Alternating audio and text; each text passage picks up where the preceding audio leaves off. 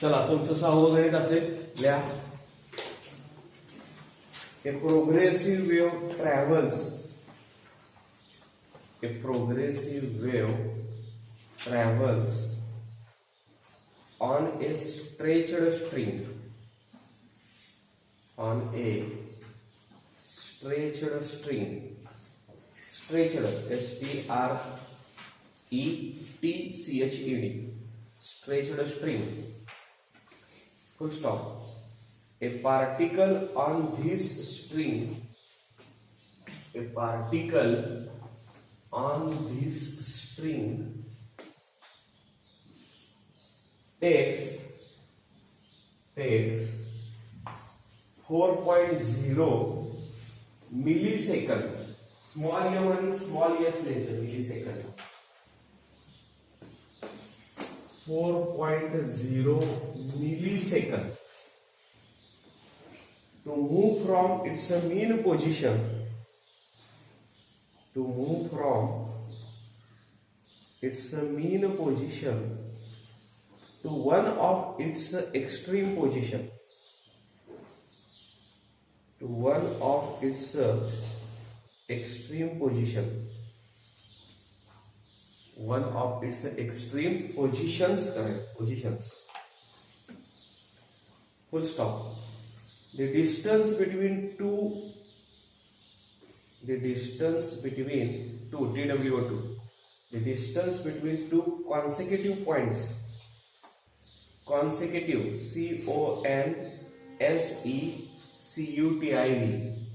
CONSECUTIV, consecutive म्हणजे लागोपाठ येणार, CONSECUTIV, consecutive points on the string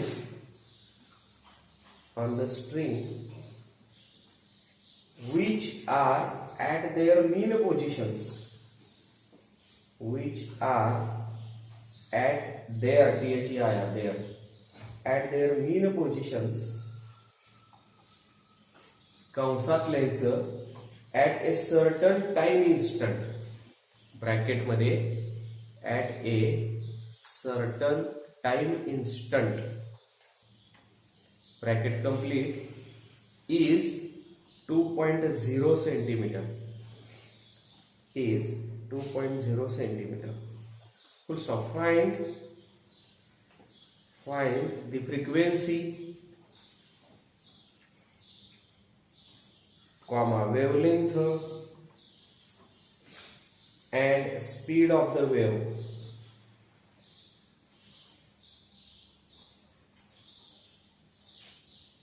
And speed of the wave.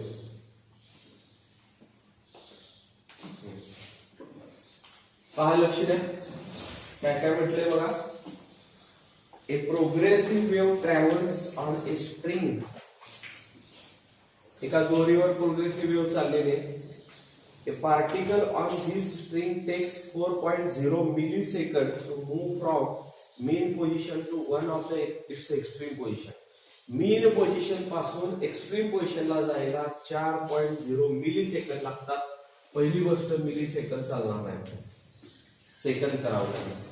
आणि मीन to extreme बघा ना, मीन टू एक्स्ट्रीम डायग्राम आपण जरा काढू. पहिल्यांदा गिवन क्वांटिटी लिस्ट करूया, मग डायग्राम काढू. तर हा टाइम कुठे लागलाय बघा. Time required to travel from mean to extreme असं लिहितो.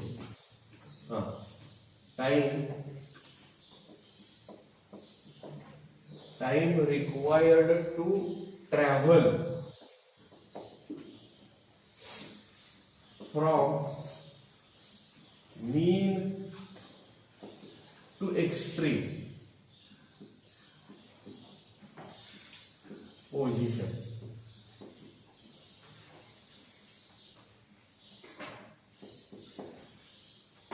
मीन टू एक्स्ट्रीम पोझिशन 4.0 मिलीसेकंद आहे. मी आता सांगितलं मिलीसेकंद चालत नाही. मिलीमीटर आणि मीटर, मिलीलीटर आणि लिटर, हजार कन्व्हर्शन फॅक्टर असतो. तसं मिलीसेकंद आणि सेकंद हजार कन्व्हर्शन फॅक्टर असतो. मिलीसेकंद लहान आहे, सेकंद मोठा आहे. युनिट मोठं करताय, संख्या लहान करा. लहान म्हणजे -3 घ्यायची. मिलीसेकंदचं सेकंद केलं. पुढे काय म्हटलंय बघा. the distance between two consecutive points on the string which are on their mean position. mean position ला असणारे दोन लागोपाठ येणारे पॉइंट त्यांच्यातला अंतर दिलेलं आहे आपल्याला 2.0 सेंटीमीटर. ते पण लिहितोय मी. Distance between two consecutive distance between two consecutive points at mean position ना at mean position तसंच म्हटलंय ना. distance between two consecutive points on the string which are at their mean position. consecutive points at mean position. Shortcut मध्ये लिहिले जरा. किती आहे हे अंतर 2.0 सेंटीमीटर आहे. राहू दे सेंटीमीटर सीजीएस सिस्टीम मध्ये येईल सगळं. तर आपल्याला काय काय काढायचं बघा. Find frequency, wavelength and speed. Frequency n अक्षर, वेव्हलेंथ लॅम्बडा अक्षर आणि स्पीड v अक्षर. तर हे सगळं आपल्याला काढायचं. ठीक आहे. तर पहिल्यांदा आपण डायग्रामच्या मदतीने जाणार आहे. खूप सोपं जाते डायग्रामच्या मदतीने. Time required to travel from mean to extreme position. मी पहिला डायग्राम काढतो इथं. हा एक्स ऍक्सिस आहे, तो ओरिजिन असणार आहे. हा वाय ऍक्सिस आहे, हा एक्स ऍक्सिस आहे. तर एक वेव्ह जर आपण काढली इथं, तर मीन पोझिशन पासून एक्स्ट्रीमला जायला बघा. इथं मीन पोझिशन आहे, इथं एक्स्ट्रीम पोझिशन. ओके. तर इथली मीन घ्या, इथली एक्स्ट्रीम घ्या. इथली मीन घ्या, इकडची एक्स्ट्रीम घ्या. चालते कुठलंही. तर मीन टू एक्स्ट्रीम पोझिशनला जायला इथून इथपर्यंत जायला लागणारा टाइम दिला. तो मला सांगा एक पूर्ण ऑसिलेशन इथे गेल्यावर पूर्ण. तर हे ऑसिलेशनचा हा आहे निम्मा भाग आणि हा त्याच्या निम्मा भाग आहे. म्हणजे 1/4 ऑसिलेशन आहे. चतकोर, चतकोर म्हणजे क्वार्टर मध्ये. 1/4 ऑसिलेशनला एवढा वेळ लागतो. तर एक ऑसिलेशन पूर्ण व्हायला अर्धा तर त्याच्या काय लागणार आहे, चौकोनी वेळ लागणार. टाइम पिरियड आला, टाइम पिरियड आला की फ्रिक्वेन्सी आहे. ओके. तर या डायग्राम वरनं डायरेक्ट काढूया. बघा इथं टाइम किती लागला एवढ्याला, तर 4 × 10⁻³ सेकंद लागले. तुम्ही आता तेच लिहिणार आहे. इथं काय लिहायचं आहे बघा. Time required to travel from mean to extreme position म्हणजेच for quarter oscillation. Time required to move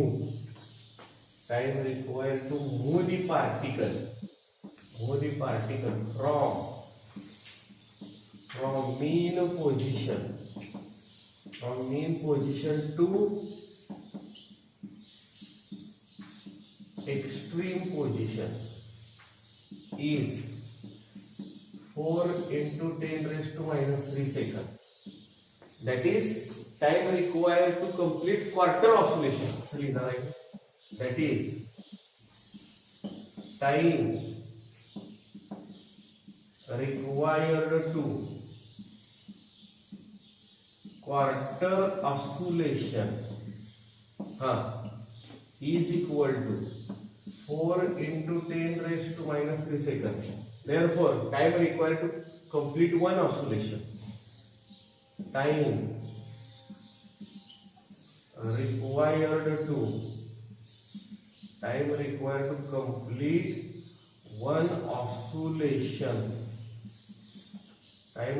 to complete one oscillation. म्हणजेच पिरियडिक टाइम किती येणार, याच्या चौपट येणार. 4 × 10⁻³ सेकंद.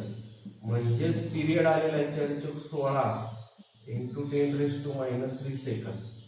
ओके. हा पिरियड आला. 9 फ्रिक्वेन्सी कशी असते, रेसिप्रोकल ऑफ पिरियड असते. म्हणजेच किती येणार आहे 1/16 × 10⁻³ ते 10⁻³ वर घेतो. 10⁻+3 झालं डिवाइड बाय 16 आहे. पुढे 10⁻+3 म्हणजेच 1000 डिवाइडेड बाय 16. 16 × 1 = 16, 16 × 96 उरले 4 40 झाले. 16 × 2 = 32 पॉइंट दिला. आता 8 उरले. आणि 16 म्हणजे फ्रिक्वेन्सी आलेले आहे 62.5 62.5 हर्ट्ज. एक उत्तर झालं आता. ओके. पुढे काय विचारले बघा आता, वेव्हलेंथ आणि व्हेलॉसिटी पण विचारले. तर आता यासाठी हे दिले distance between two consecutive point at mean position. Mean पोझिशनला असणारे 2 पॉइंट आहेत लागोपाठ येणारे, की त्याच्यातलं डिस्टन्स दिलेलं आहे 2 सेंटीमीटर. आता परत एकदा ग्राफ काढतो आणि त्याच्यात दाखवतो, त्याच्यावरून डायरेक्ट येते बघा. Okay.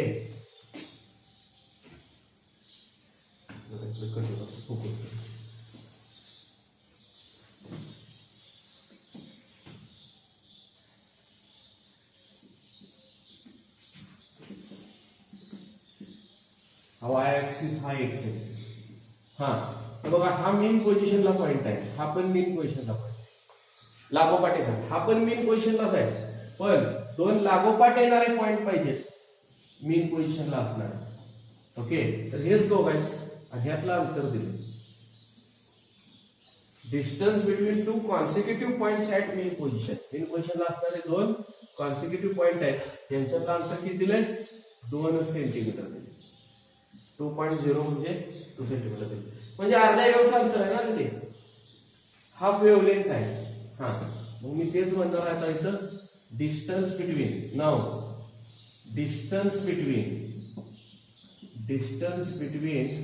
To consecutive points at mean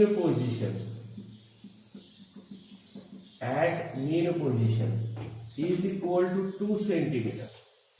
Therefore lambda by 2 च रहते हाफ वेवलेंथ है. Okay. is equal to 2 centimeter and therefore wavelength is equal to 2 into 2 centimeter. म्हणजेच वेवलेंथ आली 4 सेंटीमीटर. आणि एकदा वेवलेंथ आली की व्हेलॉसिटी येते, तर v is equal to n lambda. आणि मग v is equal to n आहे 4, लॅम्बडा आहे 62.5. अर्थातच हे सीजीएस सिस्टीम मध्ये देणार आहे.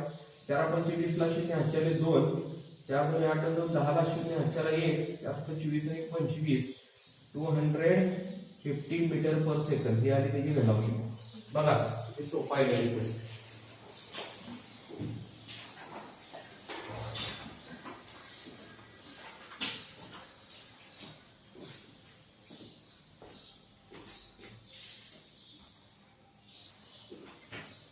याची उत्तर सगळे व्यवस्थित लिहा. काय काय विचारलं होतं बघा.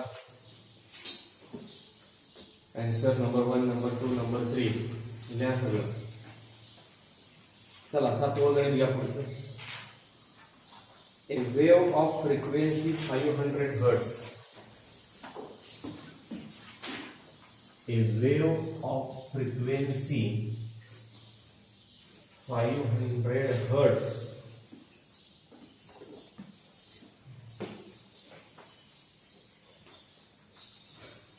is traveling with a speed of 350 meter per second. Is traveling with a speed of 300 meter per second.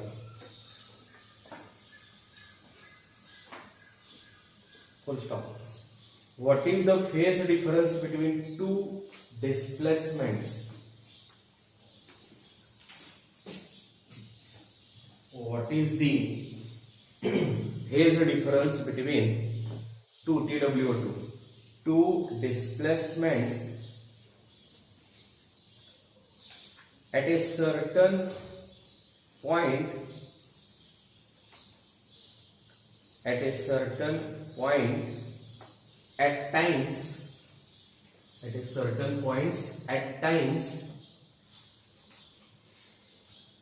1.0 millisecond apart. 1.0 millisecond apart.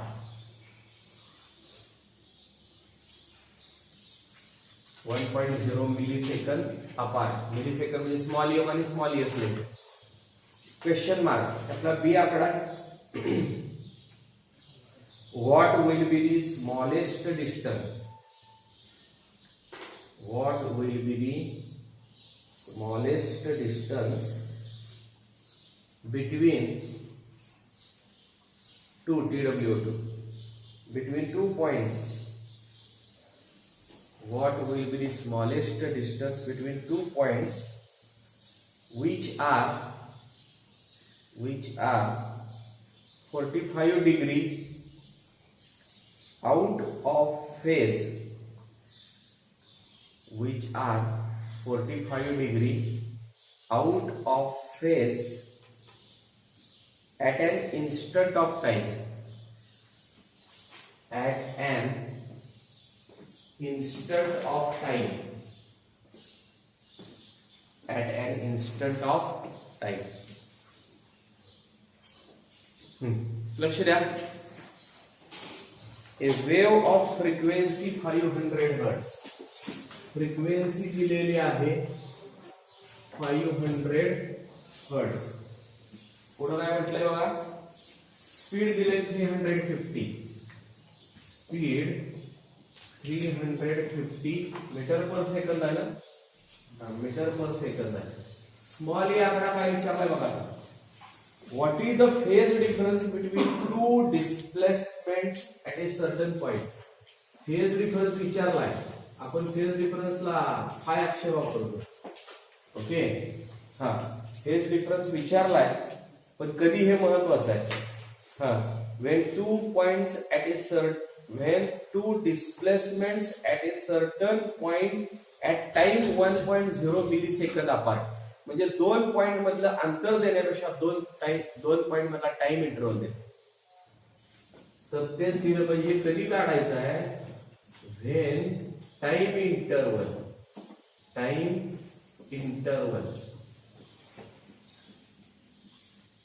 interval is equal to 1.0 millisecond आहे, म्हणजेच 1 × 10⁻³ सेकंद आहे. एवढा 2 पॉइंट मधला टाइम इंटरवल असणार, त्या 2 point मधला phase difference किती असेल हे विचारलंय.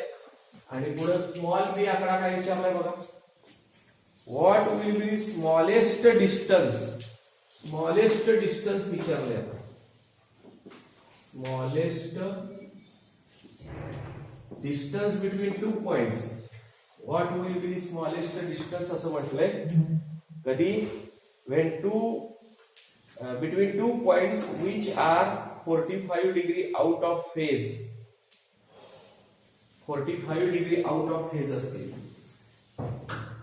तर तिथलं स्मॉलेस्ट डिस्टन्स विचारलं. हा, स्मॉलेस्ट डिस्टन्स विचारले, पण कधी, when फेज डिफरन्स, हा phase difference is equal to 45 degree out of phase, out of phase. Okay, तर काय काय करावं लागेल बघा आपल्याला. पहिल्यांदा फ्रिक्वेन्सी दिली, व्हेलॉसिटी दिली, याच्यावरनं पिरियड निघतो. कारण आपल्याला एवढा टाइम इंटरवल असणार, त्या 2 पॉइंट मधला अंतर किती हे माहित पाहिजे. टाइम इंटरवल माहित आहे, पण अंतर माहित पाहिजे. कारण फेज डिफरन्स म्हणजे 2π/λ × पाथ डिफरन्स. मग जर मला पाथ डिफरन्स माहित असेल, टाइमच्या जागी जर पाथ डिफरन्स माहित असेल, तर फेज डिफरन्स निघतो. मग आता यासाठी पिरियड काढणं आवश्यक आहे. तर पहिला तेच करूया आपण. हा, स्मॉल या आकडा सोडवतोय मी. We have v is equal to n lambda. मग आपल्याला फ्रिक्वेन्सी माहित आहे, v माहित आहे, वेव्हलेंथ निघते. थांबा जरा, वेव्हलेंथ पण काढावीच लागणार आहे. ओके, ठीक आहे, वेव्हलेंथ काढू. v 350 आहे, n 500 आहे. ओके, आणि ही वेव्हलेंथ येईल, म्हणजेच किती येईल बघा ते, 350 divided by 500 is equal to lambda. एक शून्य गेला, 5 10 50, 5 7 35, म्हणजेच लॅम्बडाची किंमत आलेली आहे 0.7. 7/10 म्हणजे 0.7 मीटर आहे. काय सगळं एस सिस्टीम मध्ये आहे ना. हा, आता पिरियड काढूया. नाव t is equal to 1/n. therefore t is equal to 1/n ची किंमत 500 आहे. हा, 5 × 5 0 0, 5 0 0, 5 2 10, म्हणजे पिरियड आलेला आहे 0.2 इंटू 100 म्हणजे 10⁻²असतं आणि ते किंवा तुम्ही ह्याच्या स्वरूपात पण लिहू शकता डायरेक्ट पॉईंट स्वरूपात. 2 घरं अजून इकडे सरकवायचं आहे 0.002 सेकंद असं लिहिलं तरी चालेल. आता हा आहे पिरियड म्हणजे एवढ्या कालावधीत एक ऑसिलेशन पूर्ण होते. इथं तरी कालावधी कितीला लावलं 10⁻³ म्हणजे ऍक्च्युअली 3 घरं इकडे सरकवू आपण ते. व 3 घरं जर इकडे सरकवली तर इथं पॉईंट होता ऍक्च्युअली एक दुसरा आणि तिसरं सेकंद. आता तुम्हाला लक्षात येते की पिरियड आहे 0.02 सेकंद आणि त्याच्या हा काय आहे निम्मा आहे म्हणजे अर्धा ऑसिलेशन पूर्ण झाले हे तर कळते. आणि अर्धा ऑसिलेशन पूर्ण झाले म्हणजे त्याचा फेज डिफरन्स किती असतो पाय रेडियन असतो. संपलं इतकं सोपं आहे. कारण एक ऑसिलेशन पूर्ण झाले की फेज डिफरन्स 360 डिग्री किंवा 360 डिग्री किंवा 2 पाय असतो. मग अर्धा ऑसिलेशन झाल्यावर पाय रेडियन असतो किंवा 180 डिग्री असतो. डायरेक्टच उत्तर येतं है का. तर 0.02 सेकंदाला एक ऑसिलेशन म्हणजे फेज डिफरन्स 2 पाय असतो. तर 0.001 सेकंदाला फेज डिफरन्स किती असतो बस इतकं सोपं. ओके हा नाव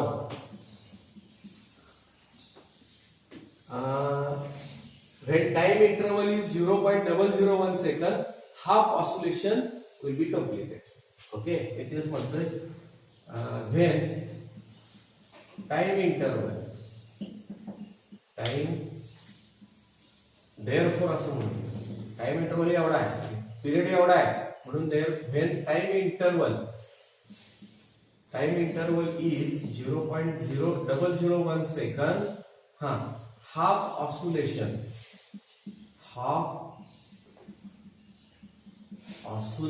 will be completed. Therefore phase difference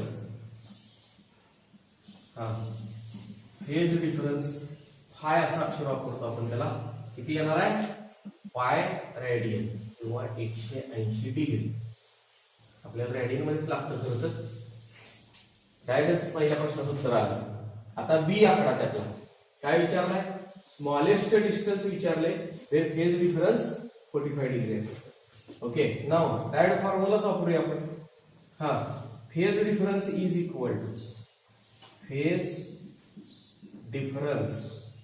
equal to 2 pi upon lambda into path difference.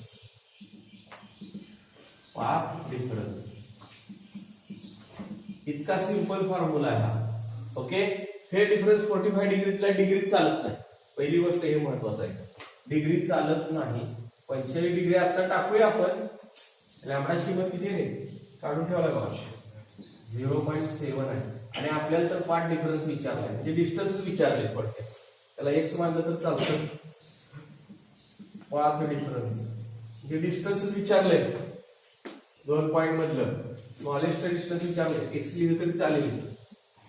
पण कंपल्सरी हे डिग्रीचं रेडियन करायला पाहिजे तुम्हाला. ठीक आहे डिग्रीचं रेडियन कसं करणार तर पाय छेद 180 ने गुणायचं असतं डिग्रीचं रेडियन करताना. पाय बाय 180 ने मल्टिप्लाय केले की डिग्रीचं रेडियन होतं. हे जर तुम्हाला माहित नसेल तर मग गणित सुटणार नाही मला. हे 0.7 आणि x आहे सगळं इकडे घ्या. 45 इंटू पाय हे 0.7 गेला वर पुढं 2 पाय इकडे डिवायडेड बाय आला आणि x आला पाय गेले पुढं काय राहिले 45 ने राहिले 7 ला गुन्हे आणि मग दोन्ही 180 कुठला राहिला छेदस्थानचा 180 राहिलाय. ठीक आहे किती भाग तोडू 9 2 18 9 5 45. ओके आता भाग जाणाऱ्या संख्या तर संपले 5 जातोय का 5 1 5 5 9 45 तिथं 5 9 45 असं म्हणतो काय मी 5 चौक 20 पुढं काय राहिले आता 0.7 डिवाइड बाय 8 आलं 8 0 0 8 0 0 70 झाले 8 8 64 उरले किती 6 60 झाले पुढं आठीसाठी 56 4 उरले 8 45. हे डिस्टन्स कशात आलंय बघा बरं, याचा सिस्टीम मध्ये आलंय ना रे, म्हणजे मीटर मध्ये आले. तुम्हाला सेंटीमीटर मध्ये करायचं म्हटलं तर 8.75 100 किलोमीटर राहू दे मीटर मध्ये.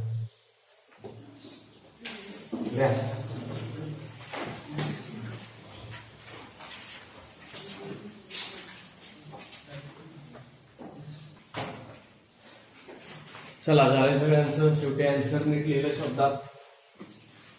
पुढचं लिहा.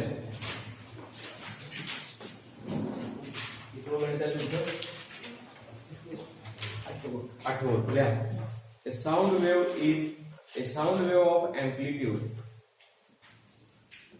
A sound wave of amplitude 10 centimeter. A sound wave of amplitude 10 centimeter and frequency 1000 hertz.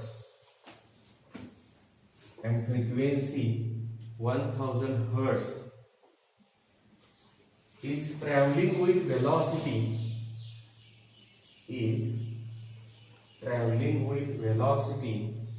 of 300 meter per second. Is traveling with velocity of 300 meter per second. Full stop. Calculate displacement of particle. Calculate displacement of particle at distance 3 meter. At distance 3 meter from the origin. At distance 3 meter from the origin after 1.001 second. After 1.001 second.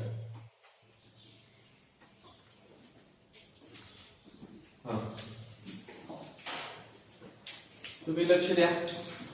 असल्या प्रकारचं गणित नाही आहे पुस्तकात एक सुद्धा, पण हे असलं गणित आलं तर कसं सोडवायचं हे कळावं म्हणून घेतलेलं आहे. पहा, sound wave of amplitude 10 centimetre. Amplitude दिलेली आहे त्याची 10 सेंटीमीटर. आता मला वाटतं बाकीचं सगळं एसआय सिस्टीम मध्ये. ओके, मग हे सेंटीमीटरचं मीटर करू. सेंटीमीटरचं मीटर करायला 100 ने डिवाइड करावं लागेल. 1 0 गेला म्हणजे 0.1 मीटर आली अँप्लिट्यूड. पुढे काय म्हटलंय बघा, फ्रिक्वेन्सी 1000 हर्ट्स आहे. Frequency 1000 hertz. पुढं it's travelling with velocity 300 meter per second. त्याची व्हेलॉसिटी आहे 300 मीटर पर सेकंड. पुढं calculate displacement of particle at a distance. Displacement Y अक्षराने दाखवतो. पहा, ही वेव्ह काढून दाखवतो तुम्हाला. ही वेव्ह आहे तर ह्या ऍक्सिस वर असतं डिस्प्लेसमेंट आणि हे त्याची पोझिशन सांगताना एक अक्षर वापरतो आपण. Calculate displacement of particle at distance 3 metre from origin. Origin पासून 3 मीटर, समजा हे अंतर 3 मीटर समजून चालू आपण. तर इथल्या पॉइंटचं डिस्प्लेसमेंट काढायचं. तो सध्या कुठे गेलाय, कुठल्या डायरेक्शनने गेलाय, वर गेलाय का खाली गेलाय, पॉझिटिव्ह साईडला गेलाय का निगेटिव्ह साईडला गेलाय आणि किती अंतरावर गेलाय हे काढायचं. डिस्प्लेसमेंट काढायचं आहे आणि त्यासाठी आफ्टर 1.001 सेकंड म्हणजे इथून सुरू झाल्यापासून अंतर कापले 3 मीटर. हे एक्सचं उत्तर असतं. काढायचं डिस्प्लेसमेंट म्हणजे वाय हे कळलं पाहिजे तुम्हाला. सिम्बॉल कसे आहेत. डिस्प्लेसमेंट काढा म्हणजे वाय काढायचं. आपण ऑस्सिलेशन मध्ये डिस्प्लेसमेंट काढा म्हणजे एक्स काढतो. इथं डिस्प्लेसमेंटला एक्स लेटर आहे हे लक्षात घ्या ऑस्सिलेशन मध्ये, पण इथं डिस्प्लेसमेंटला वाय लेटर आहे आणि त्याची पोझिशन एक्स अक्षराने दाखवतो. आणि टाइम पण दिलाय. इथं इथे जायला टाइम किती लागतो ते पण दिलेले. 1.001 सेकंड दिलेला आहे. ठीक आहे, तर वाय काढायचा आहे. बघा, calculate displacement of particle at distance 3 metre म्हणजे एक्स ची किंमत 3 मीटर आहे आणि त्यासाठी टाइम किती लागलाय 1.001 सेकंड लागला. ओके, बरं. तर आपल्याला सिंपल हार्मोनिक प्रोग्रेसिव्ह वेव्हचं एक्सप्रेशन वापरलं पाहिजे. बस, काय बाकीचं काही नाही. तर एक्सप्रेशन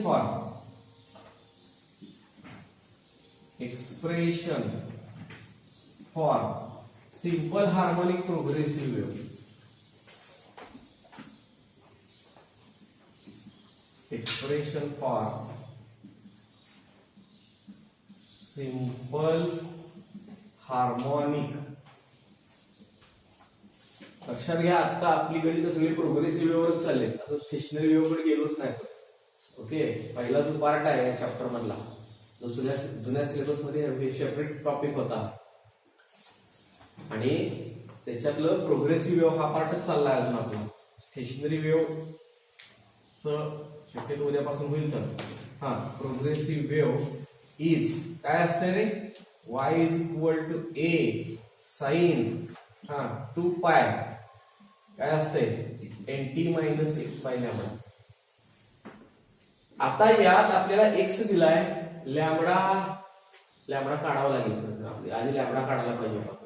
ठीक आहे, n दिलाय, टाइम दिलाय, एम्प्लिट्यूड दिले, y निघतो. फक्त आपल्याला काय करायला पाहिजे होता, लॅम्बडा काढायला पाहिजे. नसेल तर हा फॉर्म्युला लिहिताना बीच्या सोबतला द्यायचा, त्यापेक्षा आपण लॅम्बडा काढूया. वी हॅव अतिशय सोपा फॉर्म्युला आहे, v is equal to n lambda. सगळे एका सिस्टीम मध्ये आहे का बघा. v ची किंमत 300 आहे, n आहे 1000, लॅम्बडा येणार मीटर मध्ये. तर 300 divided by 1000 is equal to lambda आला, 2 शून्य गेल्या 0.3 असं येईल ते. देअरफॉर वेव्हलेंथ आलेले 0.3 मीटर. आता आपण वापरूया ते expression. Now expression for simple harmonic progressive wave.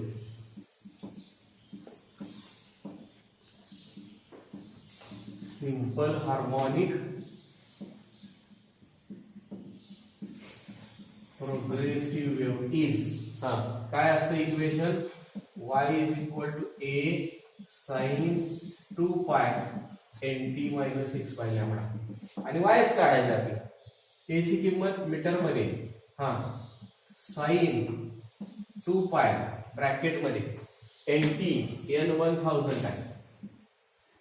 और टाइम 1.001 दिला. Okay, minus x by lambda. x किती आहे रे, x 3 मीटर आहे आणि लॅम्बडा 0.3. सगळं एका सिस्टीम मध्ये आणले का ही खात्री करावी लागते बघा. 0.1 साइन 2 पाय असं ब्रॅकेट. आता त्यांनी मल्टिप्लाय करायला 1000 ने गुणलं तर 1 2 3 1001 येईल. आणि ह्याचं एक एक घर सर पुढे सरकवा, 30 भागिले 3 येईल. 3 1 3 3 10 30, 1001 मधनं 10 ऑर्डर करायचे. y is equal to 0.1 sine 2 pi 1001 minus 10. मला वाटतंय 1000 मधनं 9 वजा करायचे. वरच्या 1 ला 1 वजा केला, 1000 मधनं वजा केलं तर 9 वजा केलं तर 991 येईल. ओके, म्हणजेच y is equal to 0.1 sine 991 into 2 pi. आता ह्याची किंमत कळली पाहिजे. ऑड मल्टिपल ऑफ 2 पाय. ओके, तर इथं 991 गुणिले 2 केलं तर चालेल. कसं आहे बघा, पायच्या इंटिग्रल 2 पायच्या इंटिग्रल मल्टिपल जर असतील किमती तर साईनची किंमत 0 असते. ठीक आहे, हे माहित पाहिजे तुम्हाला. आणि पाय बाय 2 च्या ऑड मल्टिपल जर आलं तर साईनची किंमत एकाडे +1 -1 +1 -1 असते. ह्या जर माहित असतील गोष्टी तरच हे गणित सुटायची शक्यता आहे. y is equal to 0.1 into direct हे 0 आलं तर कारण लिहितोय मी, since sine n into 2 pi, ह्यात n म्हणजे इंटिजर आला तर या सगळ्यांची किमती 0 असतात आणि त्यामुळं डिस्प्लेसमेंट 0 आणि मीटर म्हणजे तो पार्टिकल मिनी पोझिशनला असणार आहे थोडक्यात. ओके, 0 डिस्प्लेसमेंट आहे याचा. साइन n पाय करायचं. 991 गुणिले 2 किती आहे तरी, माझा एक पाय वाढवा. 991 गुणिले 2 किती येते, 1 2 8 ला 8 4 1 8 1982 पाय येते आणि ह्याचं उत्तर 0च असते. डायरेक्ट साइन n पाय दिले, सिन्स साइन n पाय इज इक्वल टू 0 असतो. where n is equal to 0, 1, 2, dot, dot, dot.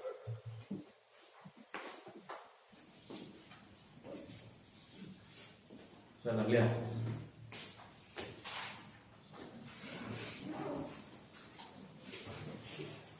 चला झाले का?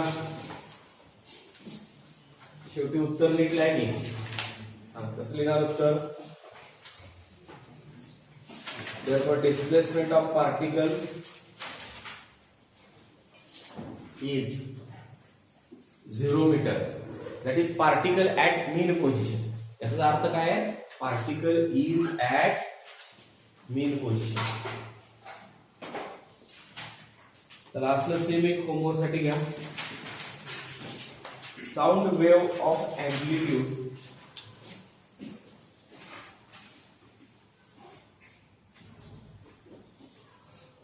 sound wave of amplitude 5 centimeter.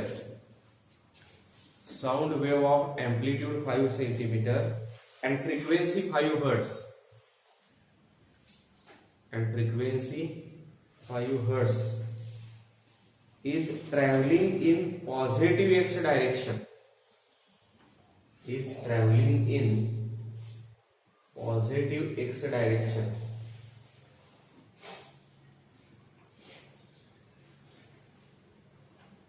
With a speed of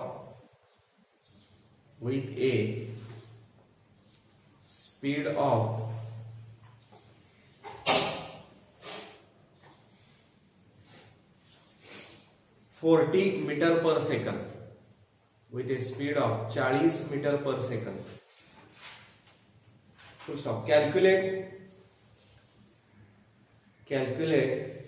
displacement of particle. Calculate displacement of particle at distance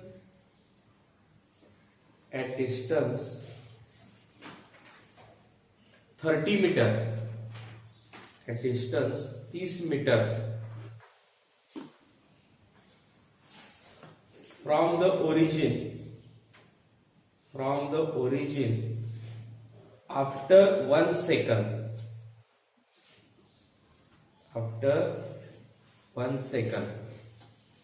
याचा answer लिहून घ्या. वायचं उत्तर येते 0.05 मीटर. 0.05 मीटर. ठीक आहे, सोडवणार.